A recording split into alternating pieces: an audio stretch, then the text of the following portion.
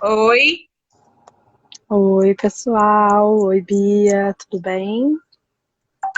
tudo bem? Você tá me vendo? Eu tô te vendo. Você não tá me vendo?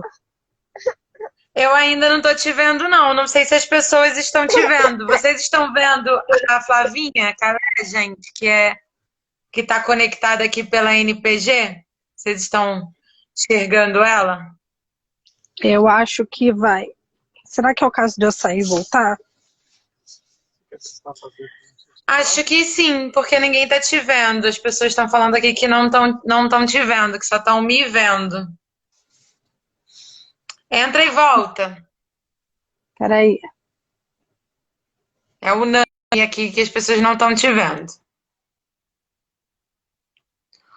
Oi, gente, tudo bem? Boa tarde para todo mundo.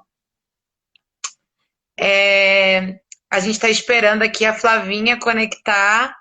Flavinha é presidenta da Associação Nacional de Pós-Graduandos e a gente vai conversar hoje com ela sobre a Portaria 34, que, ó, tá voltando aqui.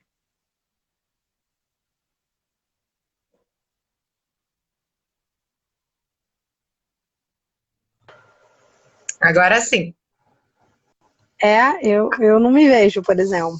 Agora, agora eu tô te vendo. Então tá bom, porque eu não Ainda me tá meio vejo. a imagem, mas a gente já consegue ver a sua carinha.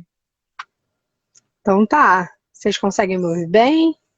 Ouviu? Eu tô ouvindo perfeito. Vocês Então estão ouvindo tá. bem a Flavinha, gente?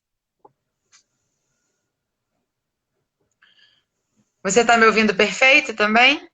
Eu te ouço bem. Ah, então tá bom. Tá, mas se Então vamos. vocês me veem, eu fico aqui desse jeito, então. Que É eu não me porque, vejo, gente, mas tudo bem. a Flavinha tá no interior, então também é um esforço aí de conexão. Então vamos aproveitar que a gente está conseguindo escutar ela e aproveitar esse momento que a gente tem aqui juntas. Mesmo desse jeito. A imagem está congelada, mas a gente está conseguindo te ouvir. Tudo Beleza, bem. Flavinha? Tudo Tá. bem. Vamos lá. Então, eu estava aqui te apresentando, né? Que você é a Flávia Calé, que além de ser minha amiga e mãe da Aurora, é Hum. presidente da Associação Nacional de Pós-Graduandos, mestrando em História Econômica na USP, carioca, botafoguense. E, Flavinha, hoje a gente vai falar um pouco sobre a Portaria 34, né? Que eu acredito que seja aí o tema que você mais tenha se dedicado nesse último período.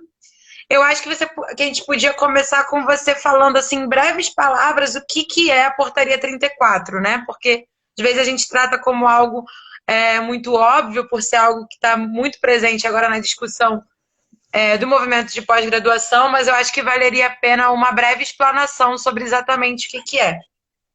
Tudo bem.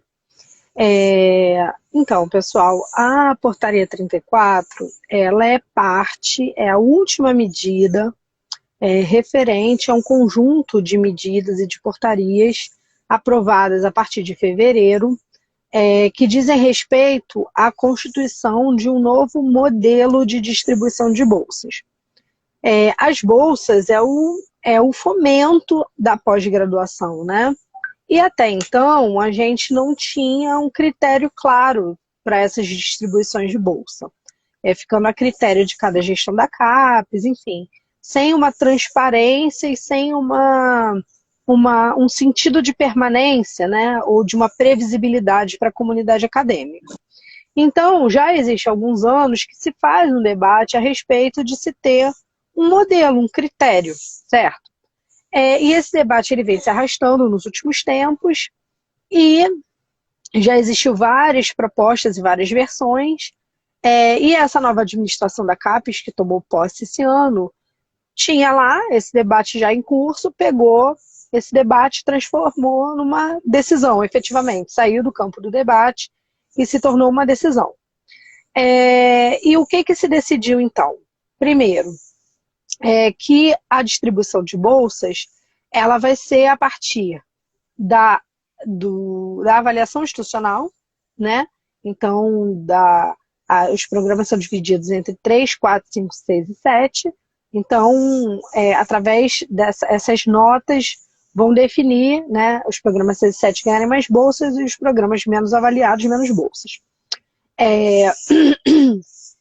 Coloca como critério também o número de titulados por programa, né, o número de pós-graduandos que forma, né, a cada ciclo, e a gente não concorda com esse critério, porque, na nossa opinião, isso diz muito pouco sobre a qualidade das produções, e ela coloca uma pressão sobre os pós-graduandos muito perversa, né, já que a maioria dos pós-graduandos brasileiros não tem bolsa e não tem dedicação exclusiva, então nem sempre vão conseguir cumprir naturalmente os prazos, né, que são desejáveis, né, para o padrão produtivista. Então, esse critério a gente discorda muito. E o outro é o IDHM, né, que tenta ser um critério de equalização, de desigualdades regionais no fomento, né? A região sul e sudeste, onde tem maior concentração da pós-graduação, tende a ter maior concentração também de recurso. Então, o IDHM é uma tentativa de você ter algum contrapeso para os programas situados em cidades mais pobres ou que dependem, né, de maior fomento. Então, isso aqui foi o que foi aprovado em fevereiro, e esse projeto tinha algumas travas. Então, ele dizia o seguinte: nenhum programa pode perder mais do que 10% das suas bolsas. E em março, então isso aqui estava em debate na comunidade, né? Ok, a gente opinando, todo mundo dando opinião. Mas em março, a CAPES, por uma ingerência do MEC, é importante que se diga isso, porque isso foi uma medida imposta pelo MEC, apontou para quê? Para que os programas de menor avaliação, 3 e 4, pudessem perder até 50% das suas bolsas. 3 e 4, até 50% das suas bolsas. Isso aqui é um problema muito grave, porque isso aqui causa uma desestruturação e um desequilíbrio muito grande, né, na pós-graduação. Qualquer programa para se desenvolver, ele leva de 8 a 10 anos, a 12 anos para se desenvolver, para conseguir evoluir nesse critério aí de notas, e isso pode significar o fim de várias linhas de pesquisa, porque se você não tem fomento, como que na próxima década esses programas podem melhorar, né? Sem um incentivo. Claro. Então, acho que o pressuposto do debate, na minha opinião, na opinião que a diretoria da NPG tem acumulado, é que o debate sobre distribuição de bolsa ele não pode ser feito em cima das bolsas que já existem e que já estão alocadas e que já têm finalidade. Você precisa discutir um novo recurso. A CAPES entrou com 1 bilhão a menos no seu orçamento esse ano, entrou com déficit de bolsas do ano passado, dos cortes do ano passado. Então, não tem como a gente discutir novo critério de distribuição de bolsa em cima de bolsas anteriores. Você precisa discutir em cima de novo orçamento e de uma nova perspectiva, né? Sem criar uma fissura, uma instabilidade e uma competição, né, entre os programas no momento que a gente vive de Covid, né, onde a ciência ela é alternativa e pode ser a saída na nossa crise. Sim, essa era até esse último tema essa última questão que você aborda, era até uma das perguntas que a gente tinha aqui separado para fazer, justamente sobre essa contradição, né? Porque eles vão chamar, né? Eles aí, a gente vai falar do MEC, da própria CAPES, vão chamar esse projeto, esse processo de redistribuição de bolsa, alegando, inclusive, um problema que o movimento de pós-graduação já vinha falando há muitos anos, né, que é a questão da concentração da pesquisa e da ciência, da concentração regional, né, da ciência e da pesquisa, principalmente aqui sul e sudeste. Mas o que a gente vê na prática é uma política que não parece tão eficaz, né? Na verdade, que parece bastante ineficaz, na verdade, né? Que não resolve o problema da dicotomia regional e que, na verdade, não trabalha com redistribuição, né? Mas sim com cortes, né, com diminuição da política de fomento à ciência e à pesquisa.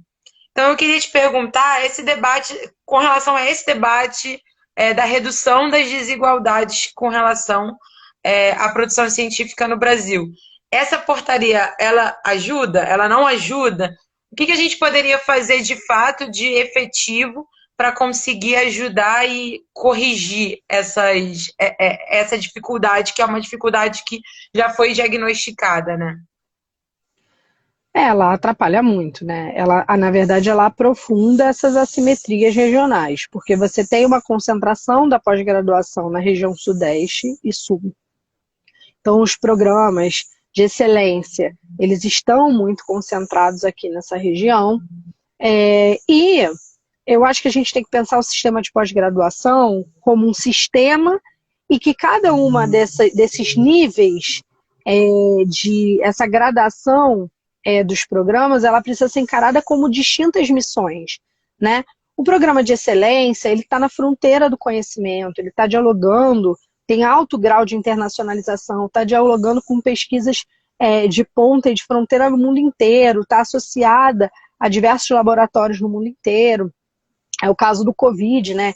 É um exemplo bom, porque a gente consegue visualizar o mundo inteiro se conversando, né, pesquisadores do mundo inteiro vinculados, tentando achar a solução para um problema, né? Então, e assim em diversas áreas do conhecimento, certo? Então, é um tipo de missão. Os programas 3 e 4 e 5, que estão sendo aí preteridos nesse modelo, eles têm missões diferentes, eles estão capilarizados no país inteiro, né?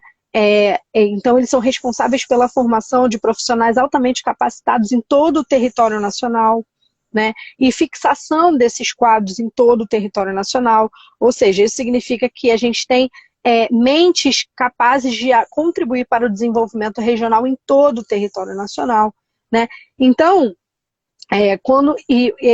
esses quadros vão ajudar a qualificar os serviços públicos, a qualificar a educação, a saúde e toda a rede de serviços públicos nessas regiões, a pesquisa, pensar saídas, políticas públicas para o desenvolvimento local. Então, esses programas têm uma missão diferente, né? Ver se alguma, sei lá, que pesquisa, né, vinculada a esse desenvolvimento regional pode ter interesse internacional, né? Vai ter um grau grande de internacionalização? Não vai, porque está dizendo respeito aos desafios brasileiros e nem sempre isso aqui tem uma vinculação internacional. Então, internacionalização, que é um dos critérios para a gradação dessa avaliação, né, para contar mais pontos, digamos assim, para esses programas, não faz nenhum sentido, né? Então, para uma missão desse tipo de desenvolvimento regional. Então, a nossa opinião é que você só consegue equalizar essas diferenças, essas desigualdades, com mais fomento, com maior distribuição desse fomento, né? A ciência, ela precisa, não existe nenhum grande cientista no mundo inteiro que tenha se formado sem investimento público, né? Então, o investimento público previsível, permanente e crescente é a única forma, e distribuído de forma equânime, é a única forma da gente conseguir assegurar esses desafios, né? Os desafios do desenvolvimento brasileiro em todas as suas dimensões, em todas as suas regiões, em todo o seu território. Tem uma pergunta aqui, Flavinha, do Gustavo Lambert, que também a gente já estava programada aqui também para perguntar, para fazer essa provocação à NPG, que é sobre os dados levantados pela NPG sobre esse número, né, de bolsas perdidas. Como que a NPG está se mobilizando com relação a esse levantamento de informações, né? Já existe números que consigam traduzir o impacto disso? Existe algum levantamento que aponte quais foram as universidades e programas que perderam mais, se tiveram universidades que saíram ganhando desse processo? Como é que está com relação a esses dados desse impacto? Então, teve uma. A gente fez um primeiro levantamento que a gente mapeou. Durante esse levantamento, a gente já tinha identificado 3.000 bolsas a menos no sistema. E a gente estava divulgando essa informação, e poucos dias depois, coisa de 1 ou 2 dias depois que a gente divulgou essa informação, a CAPES anunciou numa circular que tinha retirado por erro 6.000 bolsas no sistema, certo? Então, de alguma maneira, o nosso levantamento detectou esse débito, né? Esse déficit, e a CAPES retornou. E a gente iniciou um novo levantamento, para quê? Para ver se essas bolsas de fato foram repostas e de que maneira elas foram repostas, né? E isso, inclusive, tem servido de base para nossas ações no judiciário, né? Para a ação parlamentar e para esse debate mesmo, e o convencimento, né, das pessoas sobre a necessidade de se revogar a portaria. Então agora a gente está em uma nova fase desse levantamento, a gente ainda não tem um dado conclusivo, né? Inclusive a CAPES respondeu ao Ministério Público Federal do Rio Grande do Sul já enviando, publicizando a lista que a gente tanto pediu para que fosse publicizada, né? Então foi, digamos, publicizada nos autos lá do processo junto ao Ministério Público. E a NPG a gente vai divulgar também no sentido de contribuir, né, para que todo mundo possa contribuir na verificação e conferindo esses dados, né, nos ajudando a conferir esses dados, mas a gente ainda não tem um número definitivo, não. O número que a gente tinha ele já foi superado, e agora a gente está numa outra fase, né, de um novo levantamento. E é importante ter o engajamento aí de todo mundo, da APG, da PUC São Paulo, mas também do engajamento de todos os pós-graduandos dos seus programas. E sobre essas medidas que a NPG tem tomado, né? Eu faria 2 perguntas, começando pelas ações, pelas medidas judiciais que a NPG já tem costurado, e depois perguntar quais são as medidas, ações e sugestões que a NPG tem para dar para a gente, enquanto estudantes organizados ou não, via as redes de APGs, ou não na sua universidade organizados, mas organizados via NPG ou como representante discente. Mas começando por essas ações judiciais que você já citou, né? Como que está isso? Existem 2 medidas em curso, né? Uma do Ministério Público do Rio Grande do Sul, que já tem um certo... Está numa fase já de finalização, né?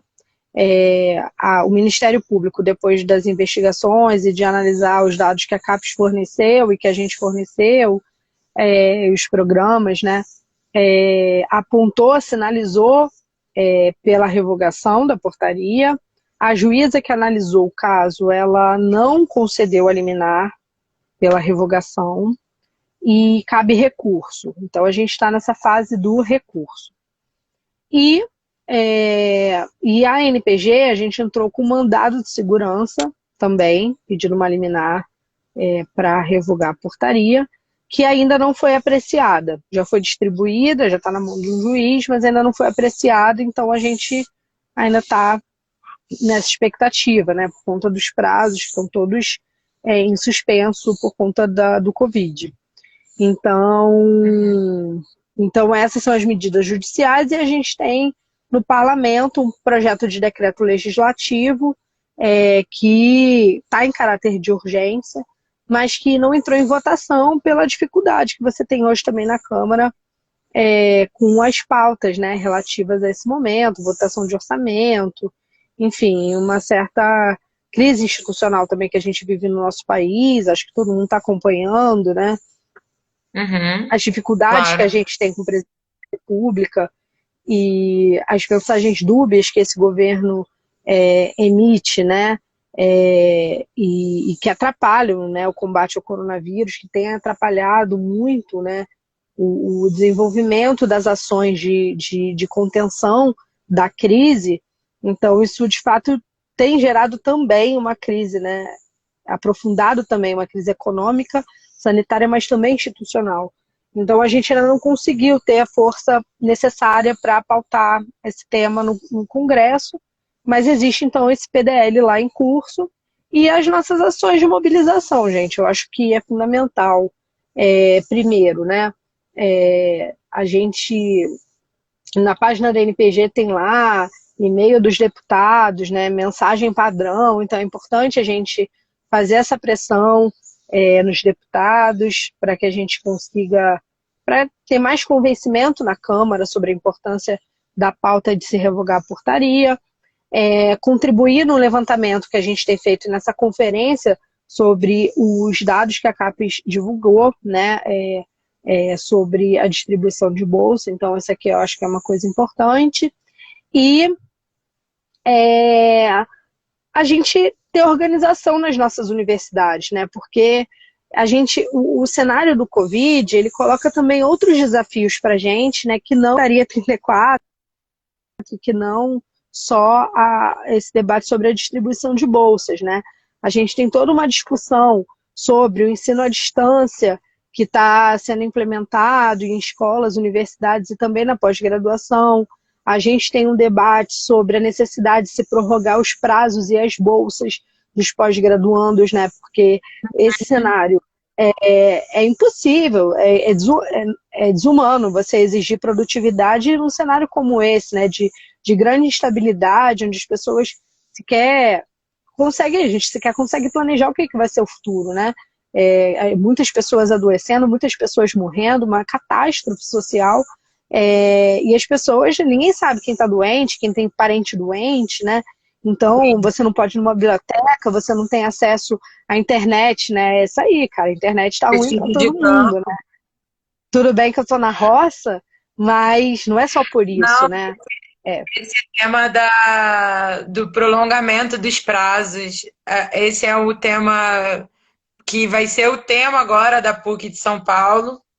A gente estava até conversando hoje, depois a gente vai tratar isso mais profundamente, mas existem setores dentro da universidade que acham que pelo fato de que a gente está conseguindo garantir as qualificações e as bancas de forma virtual, que a universidade não vai precisar acatar a sugestão da CAPES da prorrogação dos prazos. Então, tipo assim, como a gente está conseguindo fazer online as bancas, tudo bem, galera, vamos seguir aí escrevendo como se as pessoas não fizessem pesquisa de campo, como se esse período que a gente está vivendo não fosse um período inspirador para continuar escrevendo, né, os nossos objetos e tudo mais. Então, é isso, né? Precisar ficar unido e forte para a gente conseguir fazer todos os debates necessários para que a gente consiga manter minimamente de pé a estrutura da pós-graduação nas universidades onde a gente está e de forma nacional, né?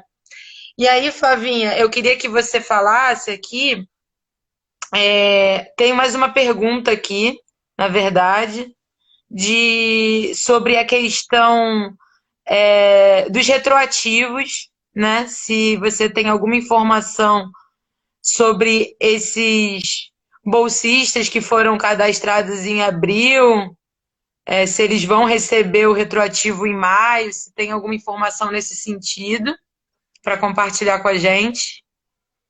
Eu não tenho informação sobre isso ainda e a gente pediu uma reunião com a CAPES, foi marcada e depois foi desmarcada.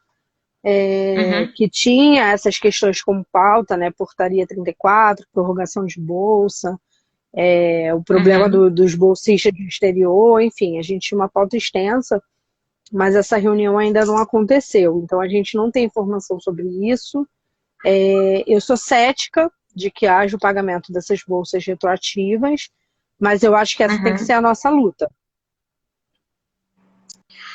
E eu queria pedir para você comentar um pouco sobre como essa crise na pós-graduação, pelo menos nós, né, que temos a preocupação em garantir um sistema de pós-graduação, de investigação de ciência, de pesquisa, como que isso está alocado dentro desse contexto de crise política, né, e também de enaltecimento do obscurantismo que a gente está vendo, porque às vezes parece que são coisas que estão apartadas, né? A situação que a gente está vivendo na pós-graduação e a situação que está vivendo o Brasil de forma geral, mas uma avaliação um pouco mais profunda, a gente consegue perceber o quanto que isso faz parte de um mesmo pacote, né? Eu queria que você pudesse comentar um pouco sobre isso também.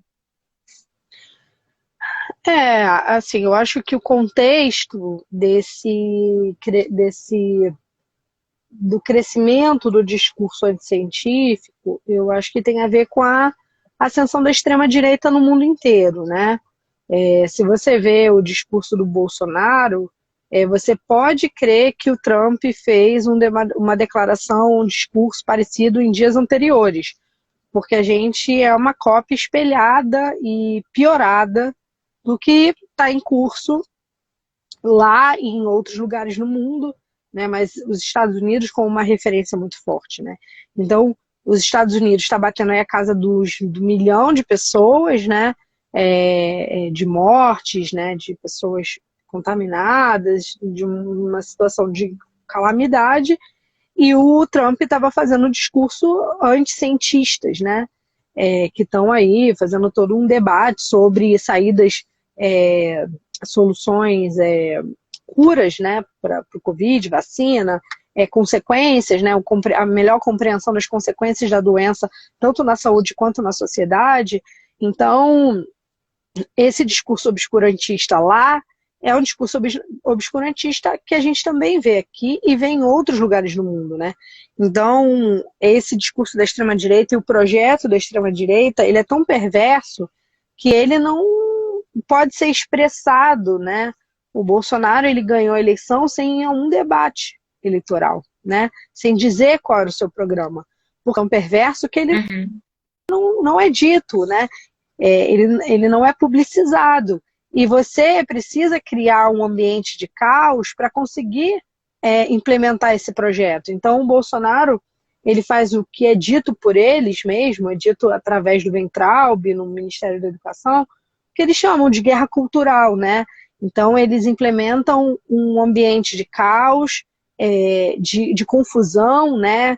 De toma decisão, volta numa decisão, quer dizer, o tempo todo operando no caos para conseguir implementar o seu projeto, para conseguir governar assim, né?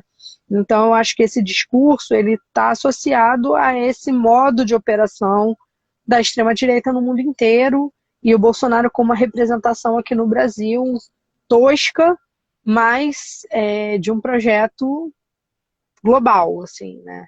E o pano de fundo é o avanço do ultraliberalismo, né? O neoliberalismo na sua face mais radical e mais dura, né? Mais agressiva contra os povos.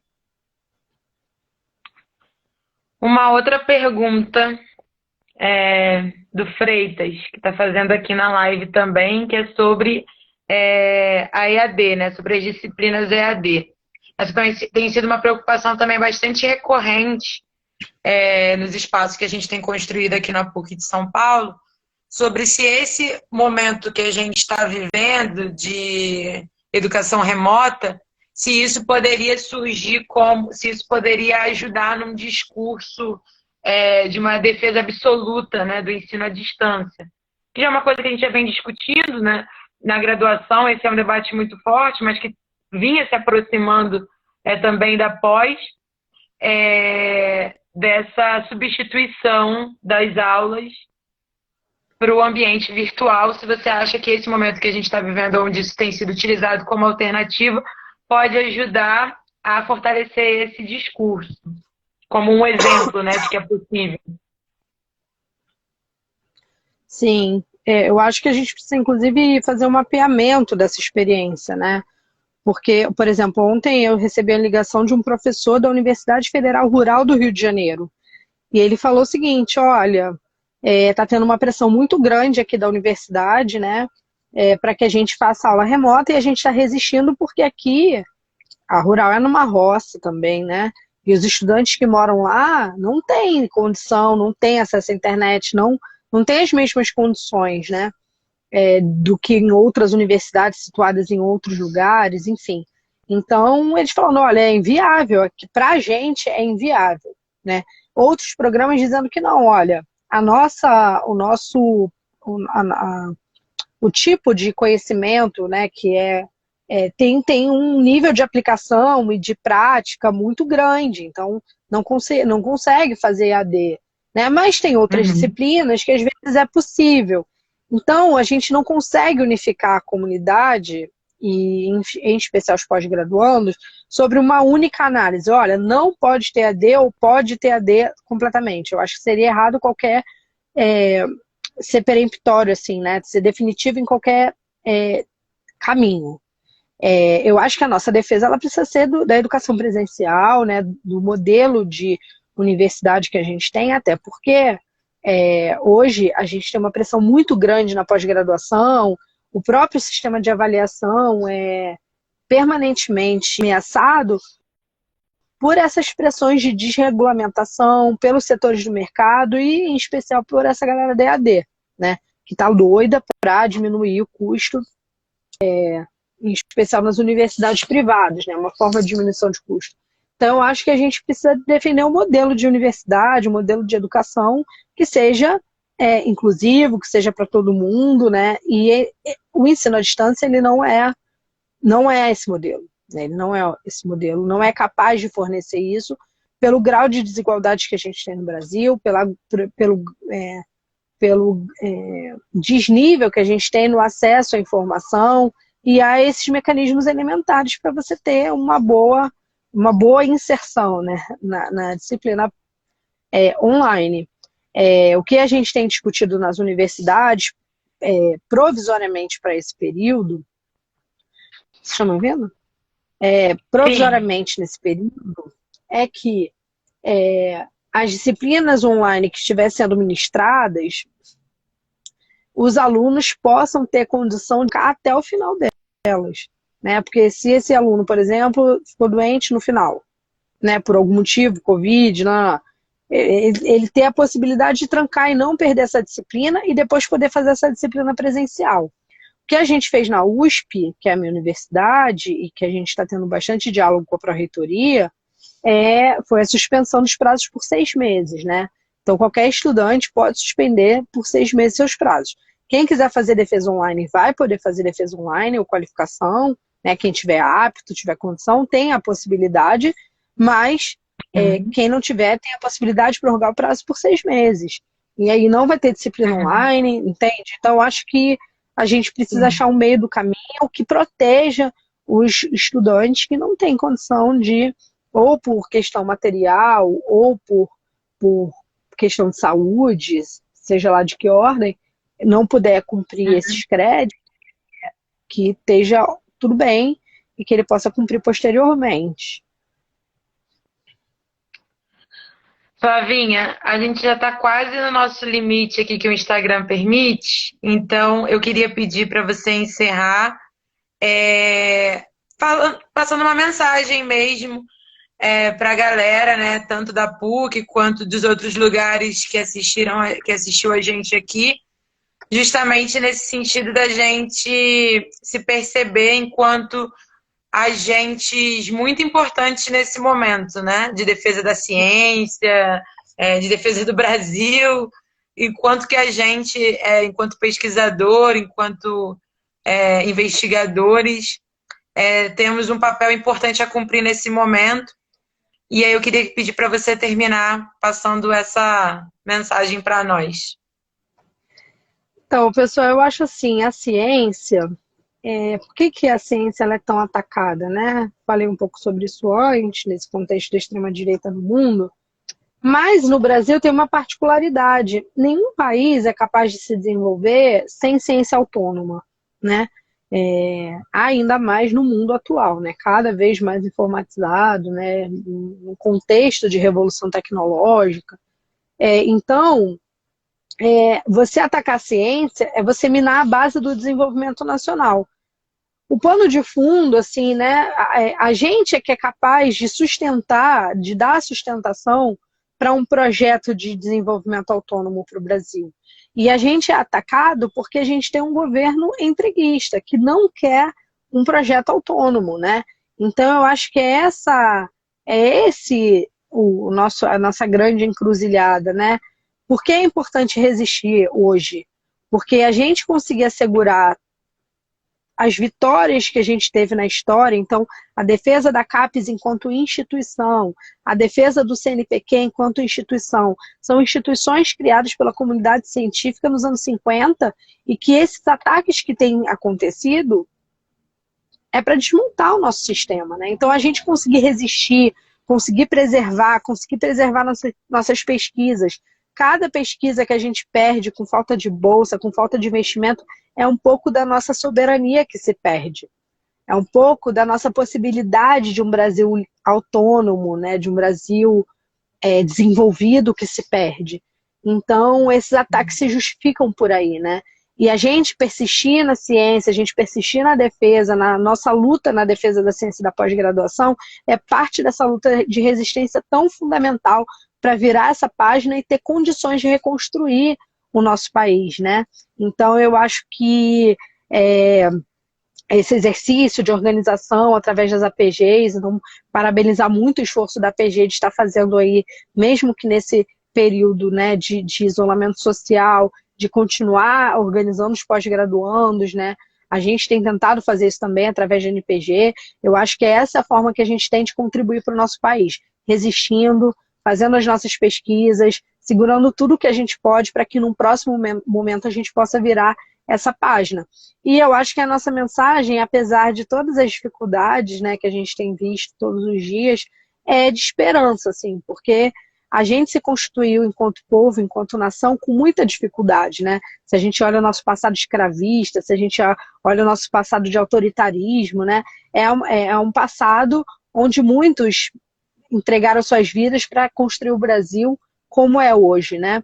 E acho que a gente está atravessando mais um momento difícil, mas a gente também vai superar ele e a gente precisa estar junto, precisa estar coeso, precisa estar atuando no mesmo sentido e não podemos perder as esperanças.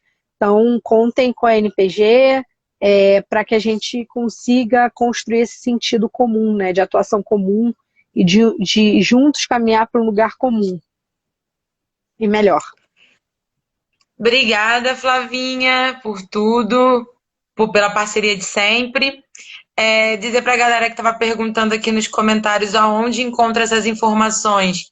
O site da NPG está bem atualizado com todas as ações que a NPG tem feito, com todas as ações que as APGs têm construído também de forma localizada, com relação à portaria, com relação ao sumiço das bolsas e tudo mais. Então, acompanhem tanto as redes sociais da NPG como o site também. Lá no site tem sempre artigos, matérias explicando muito bem o que está acontecendo e acompanhar a gente também nas redes sociais. A gente vai continuar ocupando esse espaço aqui enquanto a gente não puder sair, então vamos ficar em casa. A hashtag que a gente está usando é Revoga Portaria 34. Então, usar no Twitter, usar nas redes sociais é muito importante para a gente conseguir fortalecer essa luta, mesmo que de forma remota. Beijo, Flavinha, em você, na Aurora. A gente se vê em breve. Beijo para todo mundo que assistiu a gente. Obrigada e até a próxima. Tchau, pessoal. Beijão. Beijo.